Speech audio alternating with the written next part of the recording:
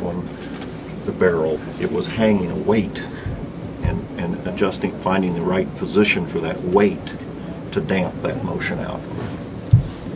And one or the other of these was licensed, I think, to Winchester.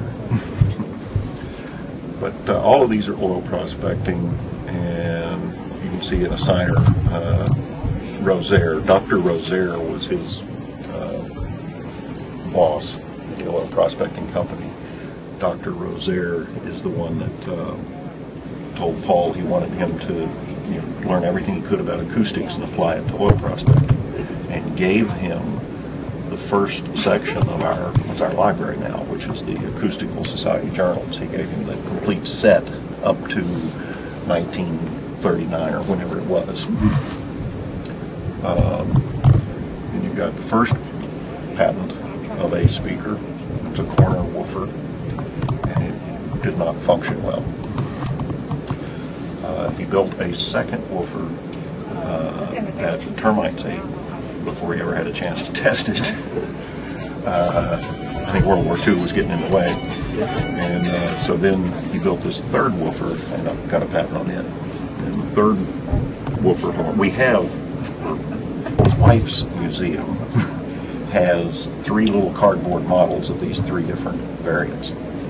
But this third one, coupled with this high frequency horn, is the Klipsch one, right? With the testing method of the 105mm howitzer shell in the middle. Because as he was developing the woofer in the garage of his officers' quarters during World War II, he had to do some government work too. And then the rest of these are crossovers and speaker cabinets. I think this is the short horn. This is the little bastard, LB76. And then a couple of design patents. These are really his only design patents, and it's not a utility patent, it's just on the art, the way it looks.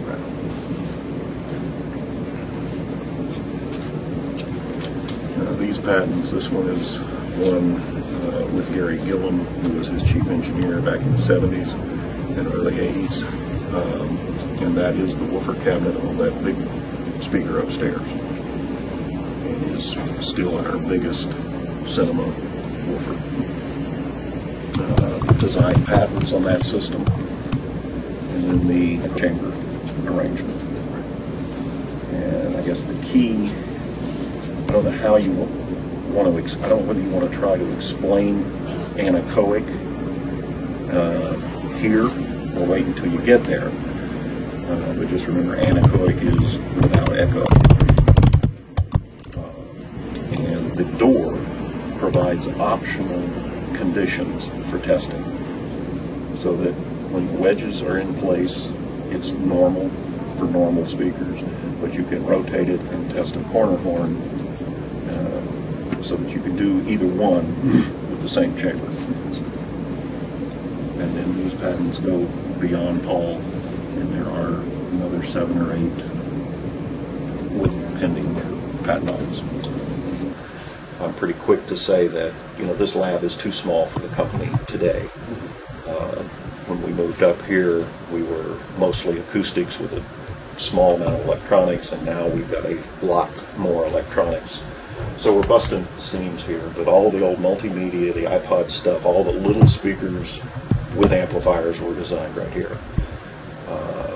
We will not take them down to our testing lab, which is down beyond the cafeteria, and that's where we do the regulatory compliance testing and safety testing.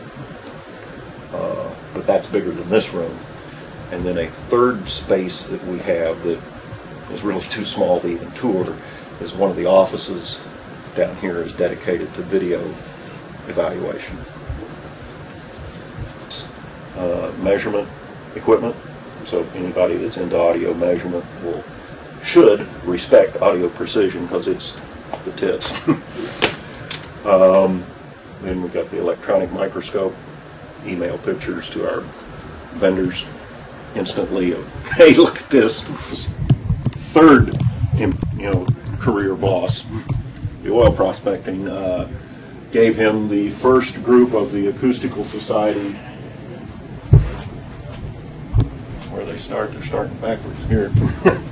Anyway, gave him this block of Acoustical Society journals, which we've kept pretty much up to date. In addition to that, we've got the Audio Engineering Journal. Well, this was Paul's answer for Leslie, and it has a turntable motor on it that runs this paddle wheel that gives the wah-wah effect. And the turntable motor is probably the same turntable motor that Paul used in the Klipsch turntable, which you probably never heard of. And I've never seen a complete one. I've seen pieces of them. It's very rare. If people ask, this is a late 50s tweeter rather than early 50s. Somebody upgraded it, but once we get the museum moved up here, I'm going to restore it to the original. Or optional boundary conditions for this chamber. The walls are 12-inch thick filled concrete. The floor is 12-inch concrete slab. The entire room sits on springs. So to decouple it from the highway noise is to say anechoic and clap your hands. Demonstrate a lack of echo. That's not only is the room anechoic, but it is also largely impervious to sound coming in. So it's sealed off. So it's both quiet and echo free. And what that is acoustically sterile. So that the stupid microphone picks up only the speaker rather than the echoes and crap, everything else. And it is important to be able to do that, particularly at higher frequencies where the wavelengths are shorter. It's very difficult taking a measurement in a room to see through all the crap and see just what the speaker's doing. But at very low frequencies, it's not so difficult to see what's going on because the wavelengths are bigger. And we do that outdoors because this chamber is only effective down to 85 hertz. And a subwoofer usually starts at 85 and goes down.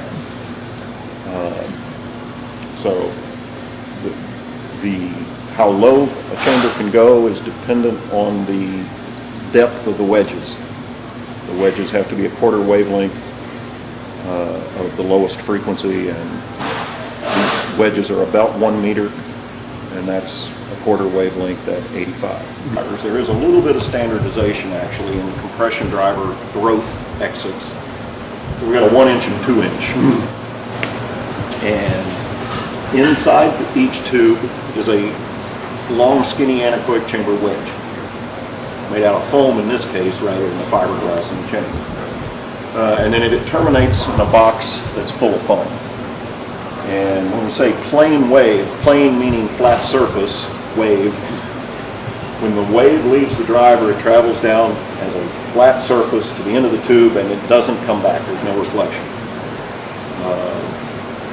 And what that does, it provides the compression driver with a resistive load in all engineering disciplines, electronics and mechanical and acoustic. Electric is where you hear impedance the most. The complex impedance would be resistance, capacitance, and inductance. In acoustics, you have acoustic resistance, acoustic capacitance, and acoustic inductance. And when you put a horn in front of the driver, it presents a load that is all three of those. It's a mess, mathematical mess. And so if you can simplify the load into this very simple resistive load, all the mathematics gets easier, as well as it's kind of like an anechoic chamber for a compression driver. All the crap is taken out and you can look at just what you're trying to look at.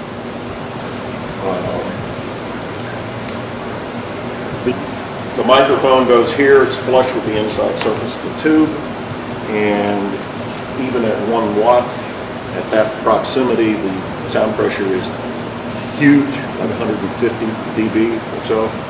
And so it has to be not only a very small microphone, which costs a lot, but a very robust microphone, which costs even more. The main difference, aside from being smaller and not being effective as low in frequency as the big chamber, This front wall has no wedges, it's just hard. So when the driver looks through the hole, it's looking through a plane into half of space, thus called a half space load. Now half space load is actually perfect for in-wall and in-ceiling speakers. That's really the load they get. But it is a very standard, easy to understand load for almost any measurement.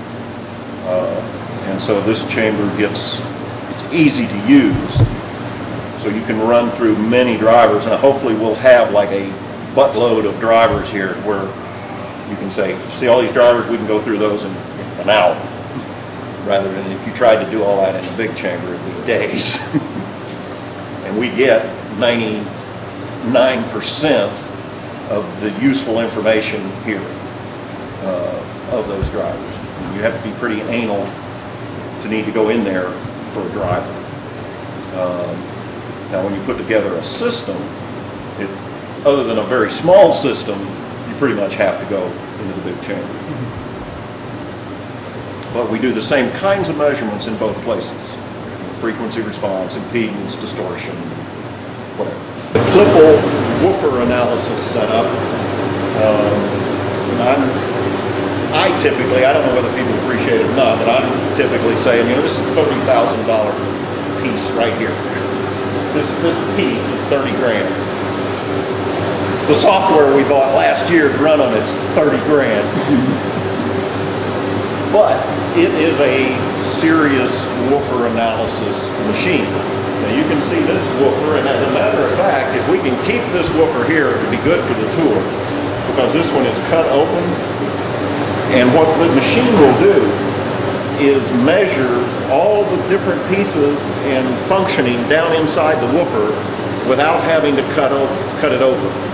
In the old days, you had to cut and even take pieces out and measure voice coils and put a magnetic flux meter down in the gap, and you know, you had nothing left after you tested the woofer. Whereas this thing will do it with non-invasively.